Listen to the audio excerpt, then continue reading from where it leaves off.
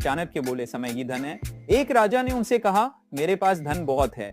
चाणक्य बोले समय खोता तो धन भी खोता। राजा तभी से समय का मान देने लगा। समय की कीमत समझने के लिए हमारे चैनल को सब्सक्राइब करें। मुझे देखकर अनदेखा मत करना। जो भी धन और सुख चाहता है मैं उसे देने के लिए तैयार हूं, लेकिन तुम्हें एक छोटा काम करना होगा। इस वीडियो को लाइक करो, चैनल को सब्सक्राइब करो और इसे 3 दोस्तों के साथ जरूर शेयर करो। जाते जाते कमेंट में दादाजी लिखना मत भूलना।